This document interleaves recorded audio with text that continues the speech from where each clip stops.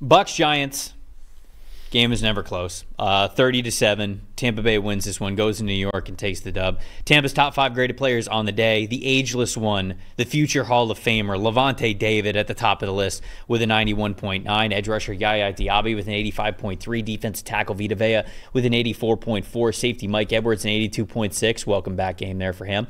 Edge rusher Anthony Nelson an 82.0. And then Baker Mayfield an elite 92.5. Boy, this was a game when Mayfield was having fun out there, and you could see it on the broadcast. You could see it on the field, and obviously you could see it in how successful that they were playing when they're all playing fun together. On the other side of things, for the New York Giants, Dexter Lawrence at the top of the list with an 87.0, and then we take a pretty big nosedive into the next grades. Defensive tackle DJ Davidson with a 71.6, Kayvon Thibodeau 68.6, Bobby Okereke with a 68.4, Tyler Newman is 63.1, and then Tommy DeVito in this game starting for Daniel Jones a 51.1.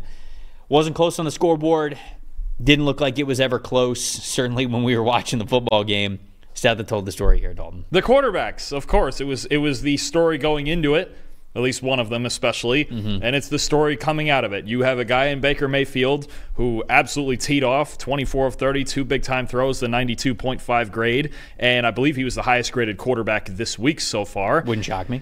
And then you had the other team starting Tommy DeVito, who had a 51.1 and 31 passing yards in the first half. I mean, sometimes, Trevor, I love all the numbers and the analytics and all that stuff, but you know what? Sometimes football is really simple.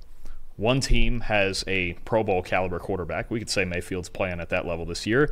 And the other has a guy who they thought that was their third stringer and is now starting on an offense that wasn't good already. And this is where we're at. The difference in quarterbacks in this game. But yeah, Mayfield, tell you what, is anyone more blindly confident than him? He is just going to come out there. I don't think it's totally blind confidence. Not blind. He's good. He's just going to. Yeah. He is probably the easiest player to root for in the league.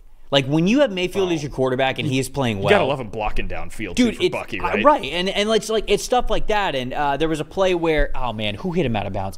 I think it was Isaiah Simmons who, hit him late as he was running out of bounds. And he hits him. He pushes him. It's not like it's like a total, knocks him out type of a hit. But, he gives him a little shove. He gives him a little swipe, whatever. And Mayfield's momentum carries him over to the bench, and he kind of, falls into the bench. I mean, the speed at which the other Buccaneer players, specifically the trench players, immediately surround Isaiah Simmons and just escort him away from Baker Mayfield just shows you how much fun that this team is playing with. And obviously when you're up on the scoreboard and when everything seems to be working, that's sort of my stat that told the story, is that everything was working for the Bucs, nothing was working for the New York Giants. Time of possession, Bucs 34 minutes to the Giants 26. Yards, Bucs 450 yards to the Giants 245.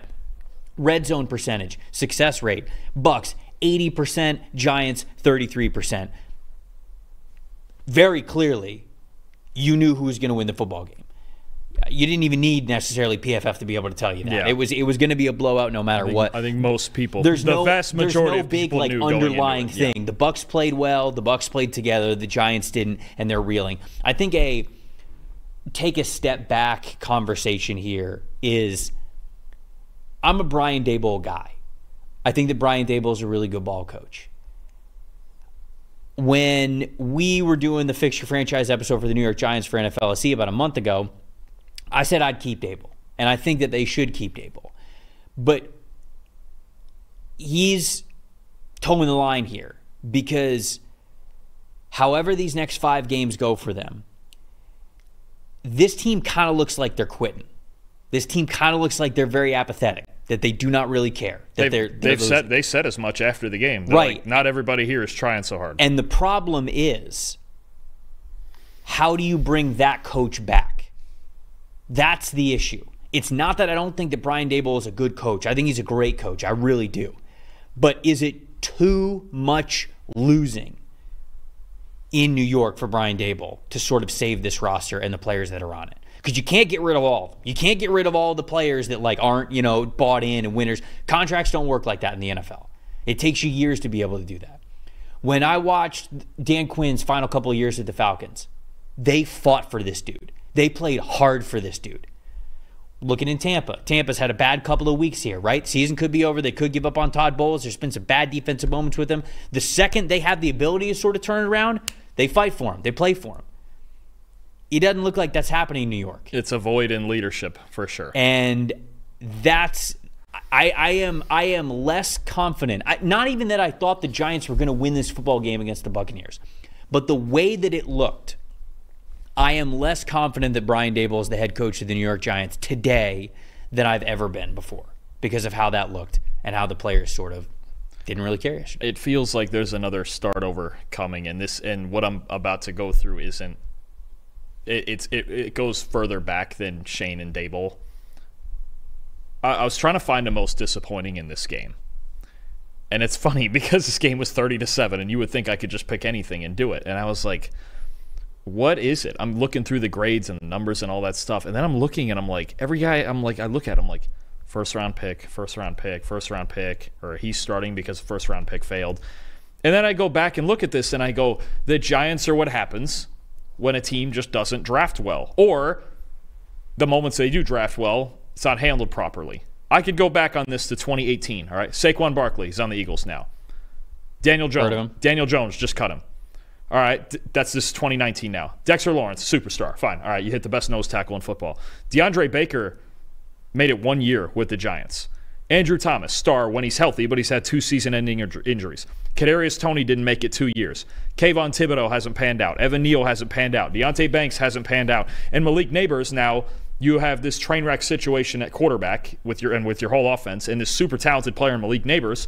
And you would think maybe, just maybe, even with Tommy DeVito in there, you go, all right, we got to get the ball to Malik Neighbors. He didn't have a target in the first half of this game. And he said as much afterwards. He goes, I don't know. I didn't get a target until the second half when I asked me. And this is the type of thing that can happen a little bit. I mean, I've seen this with Garrett Wilson at times with the Jets where it's like, what do you want me to do? Mm-hmm. I can't win the game by myself. But when you're a team that whiffs on most of your first-round picks for an extended period of time, this is what you're going to look like. You have to hit on the first-rounders. The day 2 and 3 stuff, we can argue, obviously, the Chiefs, they hit on day 3 all the time, and the Eagles hit on day 2 and 3 all the time, right? But at the very least, if you hit your first-rounders, you can find stars and get your way in it. And the only one here that is currently on the field, because Andrew Thomas is out with another season-ending injury, right, is Dexter Lawrence. And I'm sorry, I know if he's the best nose tackle in football, that's great. But that alone is not going to win you a whole lot of ball games, if any. This is where we're at. This is what a team looks like when they don't hit on first-round picks. My most impressive in this game is Bucky Irving.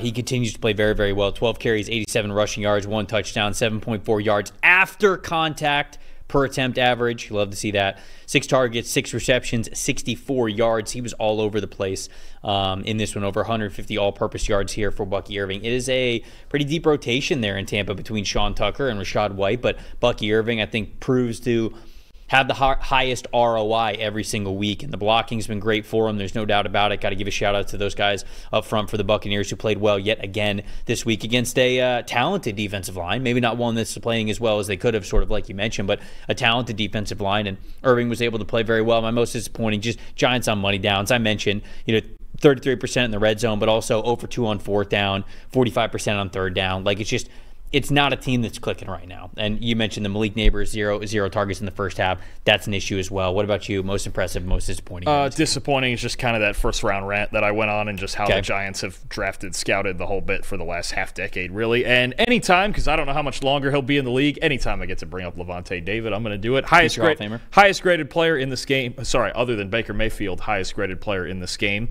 5 tackles, forced incompletion, 3 pressures, a forced fumble early in the 3rd quarter when it was kind of the one glimmer of hope for the Giants where they had the one really probably the best drive of the day. And, of course, he comes up and punches out a fumble from Tyrone Tracy, and the game then is pretty much officially over even early in the 3rd quarter.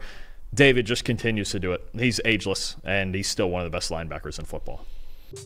Thanks for watching, everybody. Make sure you like and subscribe the video. And if you don't have a PFF Plus subscription, you can get one to see all the premium stats that we talked about here on the show, plus the expert betting and fantasy advice over at subscribe.pff.com. The description is also right below, so if you are not a PFF Plus subscriber, you can come one today.